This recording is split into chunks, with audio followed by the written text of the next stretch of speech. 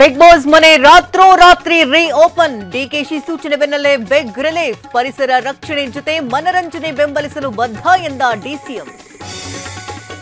ನನ್ನ ಕರೆಗೆ ತಕ್ಷಣ ಸ್ಪಂದಿಸಿದ್ದಾಗಿ ಧನ್ಯವಾದ. ಡಿಸಿಎಂ ಡಿಕೆಶಿಗೆ ಕಿಚ್ಚನ ಕೃತಜ್ಞತೆ. ಬಿಗ್ ಬಾಸ್ ಸೀಸನ್ 12 ಮುಂದುವರಿಯುತ್ತೆ ಅಂತ ಟ್ವೀಟ್.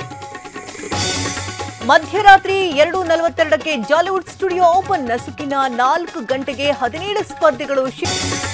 ಜೆಡಿಎಸ್ ಡಿಕೆಶಿ ನಡುವೆ ನಟ್ಟು ಬೋಲ್ಟ್ ವಾರ್. ದ್ವೇಷದ ರಾಜಕಾರಣ ಒಳ್ಳೆಯದಲ್ಲ ಎಂದ ಅಶೋಕ್. ಬಿಗ್ ಬಾಸ್ ನಿಲ್ಲಬಾರದು ಎಂದ ಮಾಜಿ ಸ್ಪರ್ಧಿಗಳು. ಕೆಮ್ಮಿನ ಸಿರಪ್ನಿಂದ 20 ಮಕ್ಕಳ ಸಾವಿನ ತಲ್ಲಣ. ರಾಜ್ಯಗಳಿಗೆ ಕೇಂದ್ರದಿಂದ ಮತ್ತೊಂದು ಕಟ್ಟೆಚ್ಚರ. ಔಷಧೀಯ ಉತ್ಪನ್ನಗಳ ಕಟ್ಟುನಿಟ್ಟು ಪರೀಕ್ಷೆಗೆ ಸೂಚನೆ.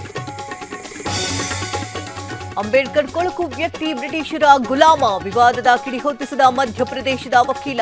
ಕೇಸ್ ದಾಖಲಾದರೂ ಹೆದರಲ್ಲ ಅಂತ ದುಂಡಾವರ್ತನೆ.